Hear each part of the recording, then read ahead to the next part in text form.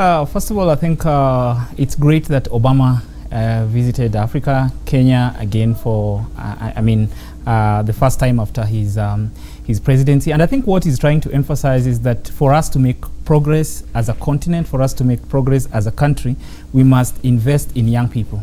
And he says that we need to provide young people with opportunities to realize their dreams, to unleash their potential.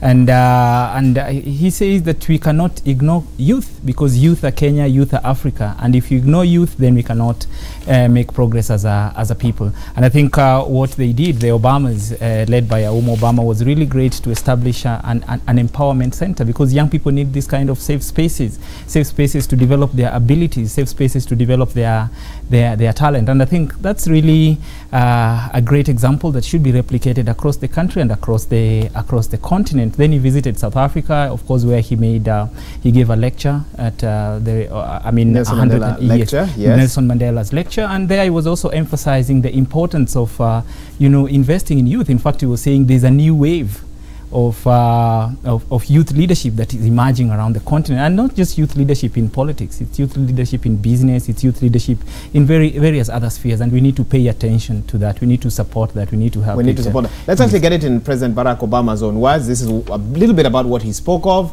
in South Africa during the annual Nelson Mandela lecture, this being the 16th edition. Let's listen in. To add, by the way, right now I'm actually surprised by how much money I got. And let me tell you something. I don't have half as much as most of these folks, or a tenth or 100th. There's only so much you can eat. There's only so big a house you can have. There's only so many nice trips you can take.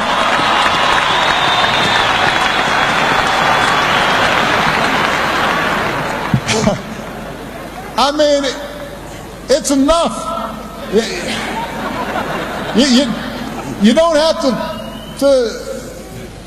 to take a vow of poverty just to say, well, let me help out a few of the other folks. Let me look at that child out there who doesn't have enough to eat or needs some school fees. Let me help him out. I'll pay a little more in taxes. It's okay. I can afford it.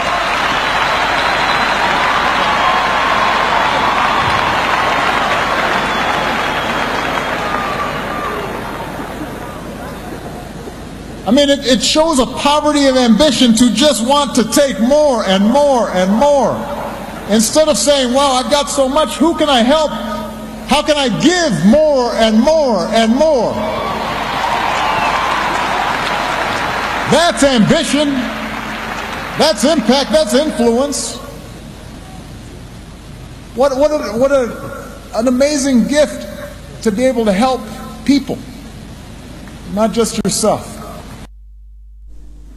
What an amazing gift to be able to help people, not just yourself. A speechwriter cannot write such a speech for you and then deliver it in that way. True. Obama is charismatic, he's inspirational. He's such an amazing orator and a speaker. And I think what he was talking about was extremely key in terms of, we are having a problem across the world, and most importantly in Africa, where people want to accumulate more and more and more, but no one wants to reach out and help. Yes, it's social justice. Yes, it's human rights, but it's also about kindness. We have people who drive own so many cars, own mansions, want to have so much money in their bank accounts, but they're not willing to help other people fix their problem. And he was saying that is a problem, because actually there's a saying in Africa, they say the rich cannot sleep because the poor man is awake and the poor man is hungry. And so rich people must realize that no matter how much you have, for as long as there are people who lack around you, you will never be at peace. The people that he was referring to in that speech, there are a lot of them in Africa.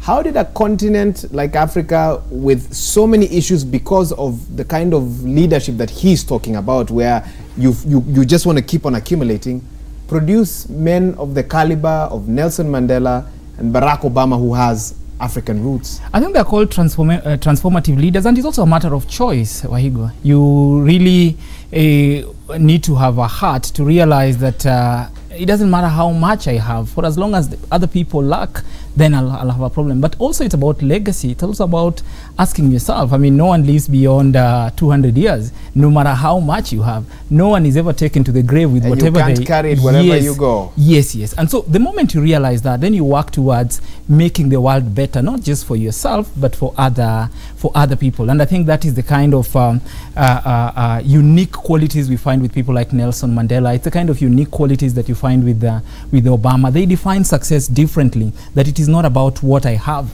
it is about what I do with whatever I have. It's about impact, it's about influence. And I think that is what many leaders and many people across Africa sometimes don't realize. Where and when will the next Mandela emerge? I mean, we must purpose to do that. You know, we cannot talk about Mandela many years later. We cannot keep talking about Mandela. We must purpose as a young generation to say, look, we must define success differently. Success is not about driving the best car in town. Success is not about owning the biggest house in town. Success is also about what I do with what I have, my education, what action am I doing, engaging into impact the society. The money that I have, is it just about me buying the best things for myself, or is it about improving myself, improving my community, improving the society? I think our generation have that responsibility. We have that responsibility.